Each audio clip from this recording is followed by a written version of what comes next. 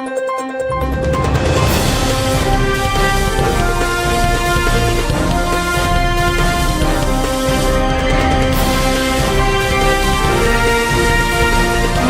नगरी 24 तास न्यूज, रोखोक बातम्या आणि बरच काही.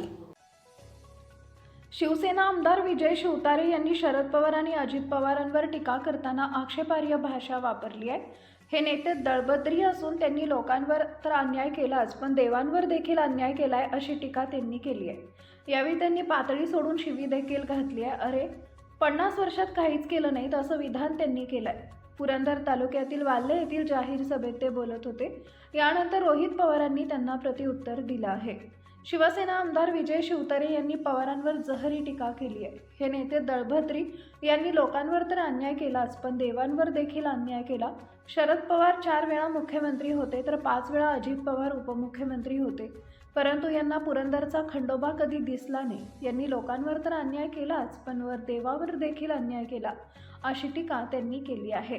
यावेळी त्यांची जीभ घसरली आणि 50 वर्षात काहीच केलं नाही असं विधान केलं.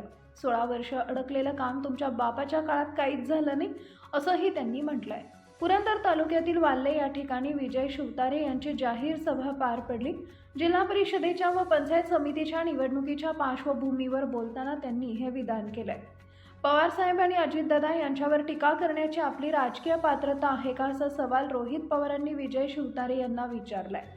खरं म्हणजे आज त्यांनी केलेली टीका ही स्वतःच्या नाकर्तेपणाची दिलेली एक प्रकारे कबुली आहे असं हे त्यांनी उपहासात्मक म्हटलंय. 3दा आमदारकी आणि 5 वर्ष मंत्री असूनही मतदारसंघाचा विकास करू न शकणाऱ्या आमदार विजय शिवतारे यांनी आदरणीय पवार आणि अजितदादा यांच्यावर टीका करण्याची आपली राजकीय पात्रता आहे का हे आधी तपासावं. श्री क्षेत्र जेजुरी गडासाठी अर्थसंकल्पात घोषणा करून 350 कोटीच्या विकास आराखड्यास मान्यता देऊन अजितदादांनीच निधी दिला याचा विसर बहुतेक त्यांना पडला असावा. त्यामुळे टीका करताना शिवतारे साहेब यांनी जिभेला लगाम लावण्याची गरज आहे. अन्यथा पोपटासारखं मिटू मिटू बोलणाऱ्याचं काय होतं याचा अनुभव त्यांच्या पाठीशी आहेच असा टोला रोहित पवारांनी लगावलाय. पुढे त्यांनी म्हटलंय की खरं म्हणजे आज त्यांनी केलेली टीका ही स्वतःच्याच नाकर्तेपणाची दिलेली एक प्रकारे कबुली आहे. ज्या पक्षानं आमदारकी दिली, मंत्रिपद दिलं, त्याच पक्षाला त्यांनी फसवलं. त्यांच्याकडून काय अपेक्षा करणार.